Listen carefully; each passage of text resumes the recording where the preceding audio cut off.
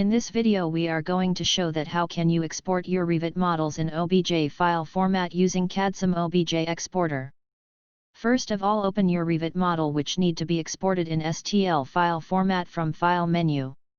Now go to View tab and select 3D View.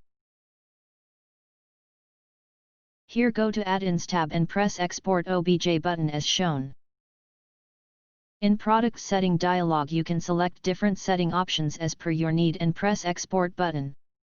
Now select a location for your exported STL model and press Save button. Now your model is exporting, wait for few seconds.